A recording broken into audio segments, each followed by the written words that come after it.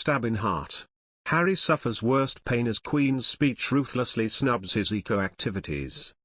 Prince Harry could well feel snubbed after he was left out of the Queen's COP26 speech, according to a royal expert. But expert Angela Levin, speaking about the prince, said that he can't have it both ways as he's on a one-way road away from the monarchy. This comes after the Queen paid tribute to both Prince Charles and Prince William during her pre-recorded COP26 address. She neglected to mention the Duke of Sussex, despite the fact that he himself has also undertaken environmental campaigning work. Ms. Levin, a royal biographer who spent a year accompanying Harry on his royal duties, said, "I imagine he could well feel snubbed.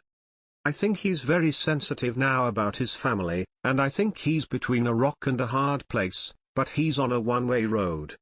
He was very close to his father and his brother, but is so rude about them now, and he may well feel that he's missing out. He's missed out on this climate change discussion, which he's trying to work for as well. But you can't have it both ways. You can't be independent but part of it. I don't believe he's grasped that." The Duke and Duchess of Sussex announced they would be stepping back from royal duties in January last year and move to LA the following March. The couple has been vocal about climate change, urging fans to do their part in protecting the planet through their joint Instagram account. However, they have also drawn criticism for alleged hypocrisy after using a private jet to leave a concert urging action on climate change and extreme poverty.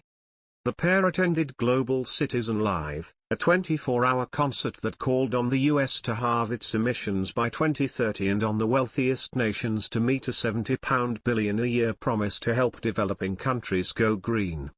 In her speech to delegates at the Climate Summit, the Queen said, "It is a source of great pride to me that the leading role my husband played in encouraging people to protect our fragile planet, lives on through the work of our eldest son Charles and his eldest son William.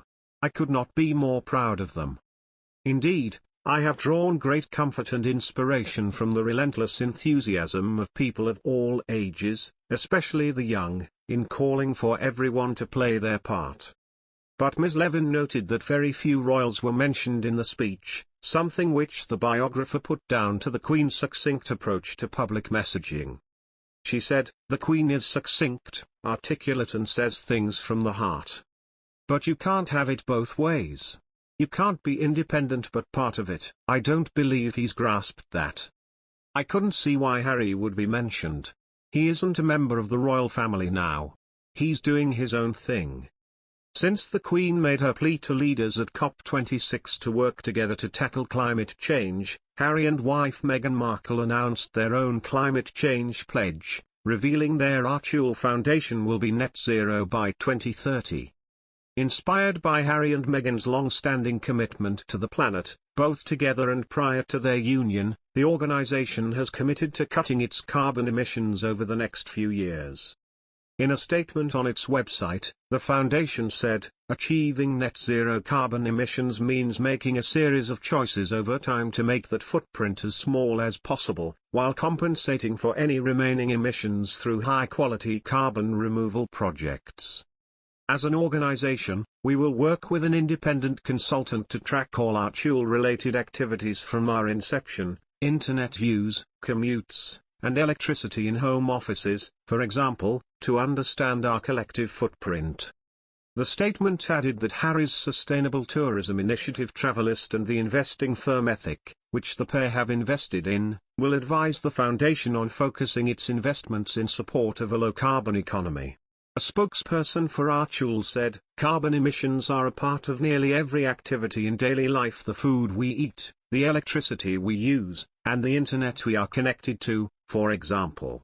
The totality of these actions comprises our carbon footprint."